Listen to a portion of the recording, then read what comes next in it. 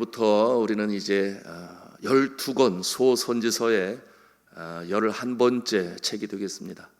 스가랴 선지서를 시작하게 돼요. 그럼 이 스가랴 선지서는 14장으로 이루어진 성경책인데요. 스가랴 선지자의 이름의 뜻이 있어요. 뭐냐 하면 기억하신다 그랬어요. 뭐라고 그랬어요? 기억하신다. 무엇을 기억하시겠습니까? 여호와께서 기억하신다. 그와 같은 뜻의 이름을 가지고 있는 스가랴 선지자. 이 스가랴 선지자는 제사장의 반열에서 출생했어요. 그러니 제사장 베랴게의 아들이며 제사장 iddo의 손자였습니다. 바벨론의 포로로 잡혀 있었던 날들이 70년이 흘렀습니다. 페르시아의 고레스 왕 때 1차 포로 귀환의 명령에 따라서 주전 537년경에 스가랴는 예루살렘으로 돌아오게 되었어요. 그로부터 18년 후인 주전 520년경부터 470년경까지 제사장이면서 선지자의 두 역할을 감당하는 사명으로 주의 일을 감당했습니다. 솔로몬 성전을 무너뜨리고 바벨론이죠. 이스라엘 백성들을 이제 포로로 잡아갑니다. 그리고 바벨론을 무너뜨린 이 고레스 왕, 페르시아의 고레스 왕 때의 이스라엘 백성들이 다시금 이제 예루살렘으로 돌아오게 되었어요. 왜냐하면 이 고레스 대왕이라고 그러죠. 페르시아의 정책은 평화 정책이라고 그랬어요. 그래서 민족들에게 자유를 주고 평화를 주고, 그러나 군신과의 관계는 유지하고 조공을 바치는 그와 같은 통치 아래 있으면 될 것이었기 때문에 오히려 고레스 대왕은 이스라엘 민족들이 돌아가고 싶으면 고향으로 돌아가라, 그렇게 선정을 베풀었던 것이죠. 그런가 하면은 그 다음 이어지는 다리우스 왕은 성전 건축을 위하여 오히려 돕고자 나섰습니다. 그때 학개 선지자와 스가랴 선지자가 돌아오게 된 것이고, 여러분 에스라라고 하는 그와 같은 주의 종이 또 이 예루살렘 성벽을 쌓는 일에 이스라엘 백성들을 격려하고 힘을 돋구는 그와 같은 역사가 그 시대의 모습이었습니다. 이와 같은 모습은 인류의 역사를 주관하시는 하나님의 손길이라고 우리가 볼 수 있겠습니다. 70년간 바벨론이 포로 생활을 이스라엘 백성들에게 얼마나 어려웠겠습니까? 그발 강가에서 눈물 흘리며 자신의 고향을 그리워하고 예루살렘 성전 예배를 너무나 그리워했어요. 그러니 그와 같은 상황 가운데 유익한 것도 있으니 무엇이었겠습니까? 비로소 자신을 돌이켜보기 시작한 거예요. 왜 그처럼 이스라엘이 멸망당하게 되었는지, 영적으로 하나님 앞에 나태하고 게으르고 자기밖에 몰랐던 그 모습을 돌이키게 되니 비로소 눈물로 회개하고 다시금 영적으로 하나님과 가까워지게 되는 그와 같은 영적 유익함이 있었습니다. 그와 같은 가운데 이제 하나님의 긍휼을 입어 돌아오게 되었던 것이, 우리 인생이 그렇지 않나요?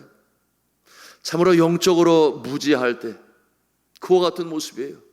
평안할 때 더 주를 잘 섬기면 하나님의 은혜와 복이 임할 것인데, 평안할 때 주를 멀리해 영적으로 둔감해집니다. 마치 자기 자신의 능력으로 무엇을 이룬 것처럼 그렇게 여기고 생각하니 영적으로 주님과 멀어져요. 그 같은 상황 가운데서 어려움이 임합니다. 환난이 임해요. 여러분, 이와 같은 모습으로 살지 말아야 되는데, 그럼에도 불구하고 환난이 임하고 어려움이 임할 때에 그와 같은 상황 가운데서 내가 하나님 앞에 잘못했구나, 주님 앞에 돌이켜야 되겠구나, 그런 마음을 갖는 것이 필요하고, 그러나 또 감사할 것은 뭐예요? 하나님이 나를 사랑하시기 때문에 나를 이렇게 돌이키시는구나, 내가 주님의 손안에 있구나, 그러니 감사해야 되겠다, 그런 마음을 갖는 것이 감사한 일이에요.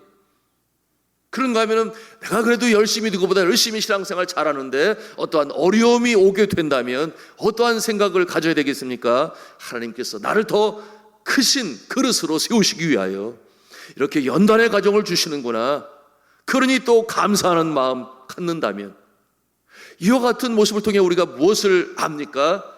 믿음이 있는 자는 범사에 감사하는 그와 같은 자의 모습인 거예요. 이것이 주님 앞에 참으로 복을 받는 자의 모습인데요. 여러분, 오늘 이 이스라엘 포로들, 그 백성들 환난의 날에 주님 앞에 돌아오게 하셨으니 그것도 감사하다.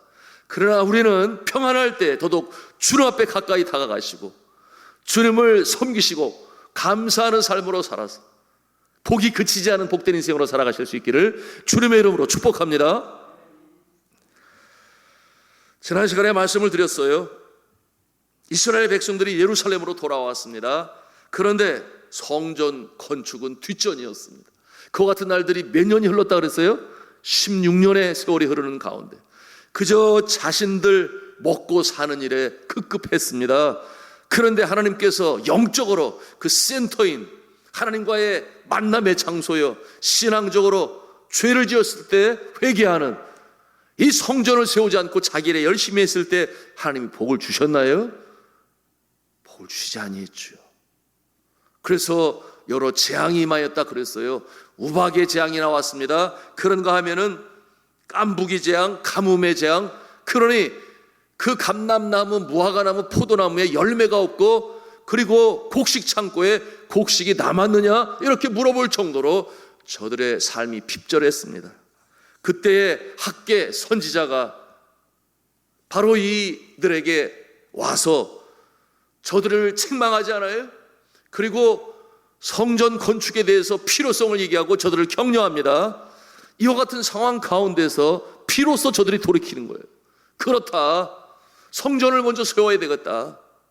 그러므로 하나님을 기쁘시게 해야 되고 그곳에서 우리가 영적으로 재충전을 받고 주님 앞에 똑바른 모습으로 서야 되겠다, 이런 마음을 갖잖아요. 그래서 마음을 합하고 한 마음이 되어 다시금 성전 건축이 시작이 되었어요.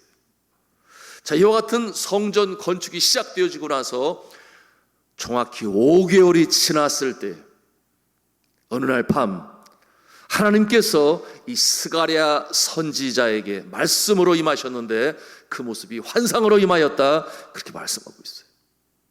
그 내용이 이제 오늘 1장 7절에 나타나는 모습인데요, 7장 이후로 환상의 모습이 나타나요. 우리 1장 7절 말씀을 같이 읽도록 하겠습니다. 시작. 다리오 왕 제2년 11째 달 곧 스바돌 24일에 이또의 손자 베레가의 아들 선지자 스가랴에게 여호와의 말씀이 임하니라. 아멘. 자, 이 스가랴 선지자가 그 날짜를 아주 정확히 기억하고 기록하였습니다. 왜 그렇게 했어요? 너무나 확실히 기억할 감격이 있으니 그렇게 그날을 정확히 기록한 거죠. 여러분이 이와 같은 환상을 본다면 그날을 잊겠습니까? 영적인 꿈만 꿔도 그날을 잊지 못하는데, 그래서 아주 정확하게 그 날짜를 기록을 했어요. 서양 달력으로 우리가 보게 된다면 주전 519년 2월 15일 날이에요.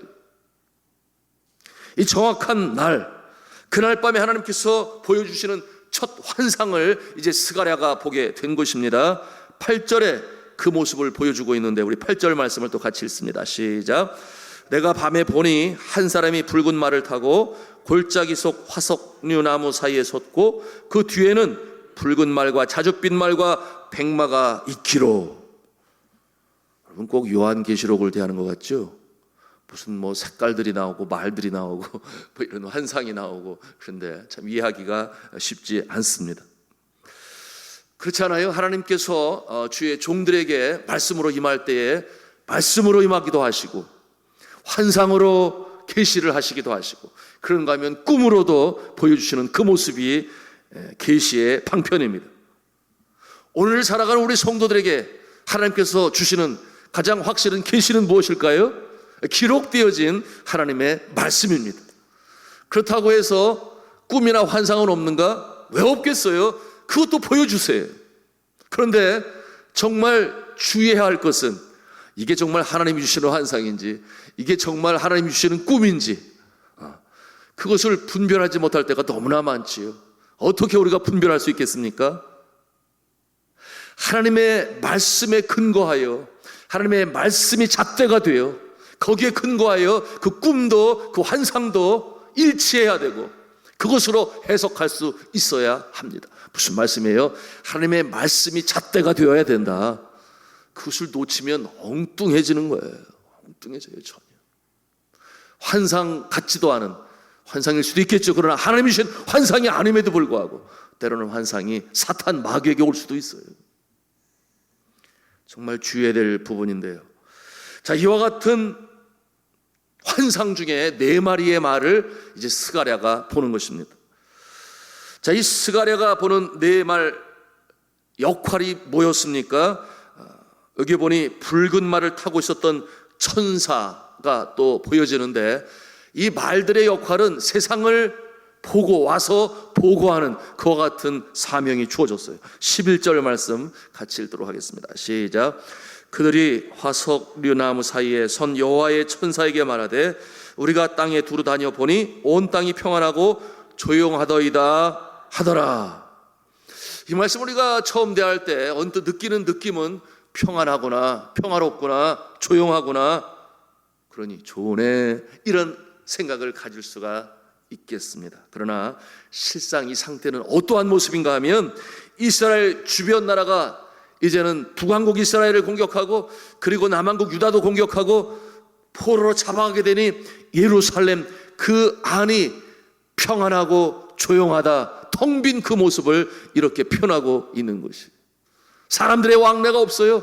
그처럼 절기가 되고 명절이 되면은 그 안에 20만 명이나 되는 수많은 사람들이 운집하고 절기를 지키던 예루살렘 성전이 인적이 끊긴 적막한 그와 같은 상태가 되고 말았다. 이런 내용으로 보고를 하고 있는 것입니다. 자, 사람이 없어요. 적막해요. 어떠한 일도 일어나지 않아요. 저는 이 말씀을 묵상하는 가운데 지난 2월, 3월, 4월, 특별히 3월달 이 코로나19가 그야말로 정말 세상 사람들을 겁박하고 두려워하게 만들고, 그러니 평일 같았으면 기도하는 소리가 우리 교회 안에 미드몰에서 들려오고, 목요일이면 전도단 활동 기도하고 찬송 소리 울려 퍼지고, 그런가 하면 도서실에 아이들 오고, 뭐 이런 살아있는 교회의 모습이 완전히 죽어진 그와 같은 모습을 제가 체험하게 됩니다. 언제도 체험하지 못한 그런 모습이었잖아요. 그러니 그 적막한 상태에서 제가 밖에 나오니 세상에, 이 길거리에도 그런 표현 있잖아요. 개미 한 마리도 얼씬하지 않는, 사람이 하나도 없는 그와 같은 모습을 제가 보면서 어쩌다가 이렇게 되었지? 깜짝 놀라게 되었습니다. 그때 제가 이런 글을 썼어요. 눈길 머문 하늘가엔 흰 구름 파란 하늘, 꽃망울 향한 미소가 싱그러운데 골목엔 마주치는 사람 없어, 한 사람도 없어. 사람 없어 적막한 죽은 거리에 코로나19 기승 부려 겁박을 하니 인적 없어 졸던 예배당 깊은 잠이 들었다. 어떡하라고 봄은 다가와 이처럼 문 두드리는데, 뭐 이런 시를 쓰게 되었는데 밤이 많이 힘들었습니다. 교회는 늘 살아있어야 되는데 기도 소리와 찬송 소리가 울려 퍼져야 되는 것 아니겠습니까? 그게 살아있는 교회의 모습인데, 어느 교회는 새벽 기도회도 없애고 수요 저녁 예배도 없애고 주일 오후 예배도 없애고, 지금도 그런 교회가 있고, 이것이 주님이 바라시는 교회의 모습입니까? 이 모습이 예루살렘 그 성안이 적막으로 있는 것이 주님이 바라시는 모습이냐, 그 말. 아니다. 그래도 요즘 기도회가 회복이 돼서 너무나 감사하고, 또 목요일에는 직접 전도로 나가지 않지만 함께 모여 뜨겁게 찬송하고 기도하는 모습이 있어서 그래도 감사해요. 이와 같은 상황이 되니 천사가 하나님께 여쭈어요. 12절 말씀인데요, 우리 12절 말씀 같이 읽겠습니다. 시작. 여호와의 천사가 대답해 이르되 만군의 여호와여, 여호와께서 언제까지 예루살렘과 유다 성읍들을 불쌍히 여기지 아니하시려 하나이까? 이를 노하신 지 70년이나 되었나이다 하매. 이게 무슨 말씀이에요? 불쌍히 여겨주세요. 다시금 예루살렘 이 성 전에 사람들이 모이게 하시고, 그 예루살렘 산지에 수많은 사람들이 찾아와서 하나님의 영화를 찬송케 하시고 도시가 살아나고 성전이 다시금 재건되는 역사가 있어야 되지 않겠습니까? 주의 영광이 나타나야 되지 않겠습니까? 이와 같은 날이 70년이나 되지 않았습니까? 70년이 무슨 기간이에요? 포로로 잡혀가 있는 기간, 그래서 예루살렘 성전이 예배가 끝난 그와 같은 날들이 70년이나 되지 않았습니까? 천사가 바라는 것이에요.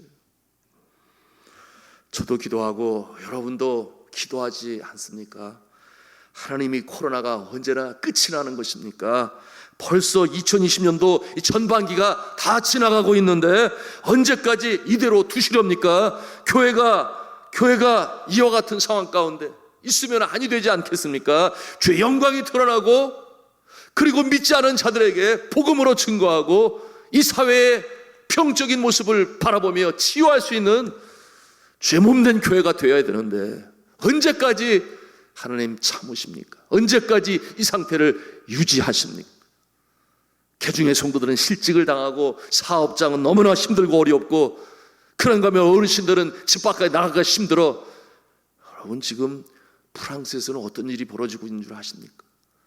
바깥에 나가지를 못하니 집안에 남편과 부부가 항생 거하다 보니, 평소에 그 모습으로 있었다면 문제가 아니었겠지만 아침이 되면 남편은 출근을 해야 되고 저녁이 와야 그 사이에 또 아내들로 할 일 하고 이렇게 돼야 되는데, 아이들까지 학교를 안 가고, 우리 어떤 일이 벌어졌는가 하면은 남편의 폭력 사태가 너무나 급증해서, 그래서 약국에서 약들이 팔리는 약들이 그런 통증으로 인하여 멍을 없애는 그와 같은 너무나 이런 끔찍한 현상들이 나타나고 있는데, 우리 믿음의 사람들은 물론 그러지 않겠습니다만, 이 날이 언제나 끝이 날 것입니까?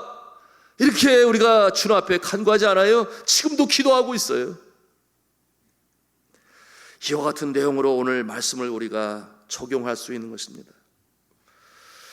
자, 이와 같은 상태에서 우리가 기도할 때 하나님께서 우리의 기도를 들으시나요? 들으시죠. 보고 계시죠. 오늘 하나님께서는 어떻게 하십니까? 13절 말씀 우리가 같이 보기를 원하는데요, 13절 말씀 같이 읽겠습니다. 시작. 여호와께서 내게 말하는 천사에게 선한 말씀, 위로하는 말씀으로 대답하시더라. 할렐루야. 하나님께서 응답하시고 위로하시는 말씀으로 응답하시는 하나님의 역사.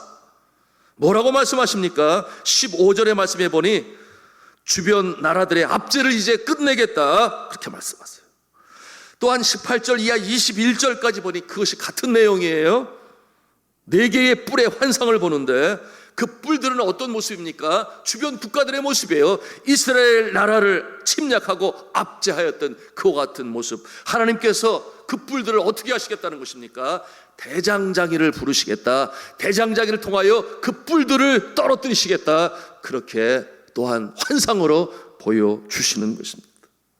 그러니 그 뜻이 뭐예요? 이제 더 이상 환난은 없다, 역경은 없다, 고난은 없다. 주님께서 위로하시고 복을 약속하시는 모습이 스가랴 선지자에게 환상으로 보여주시는 것입니다.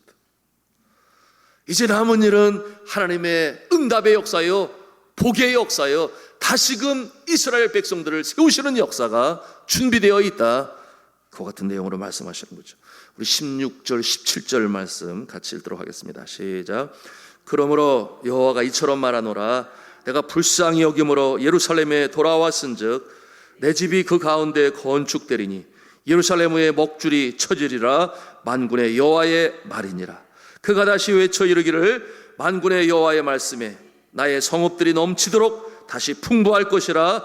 여호와가 다시 시온을 위로하며 다시 예루살렘을 택하리라 하니라. 아멘.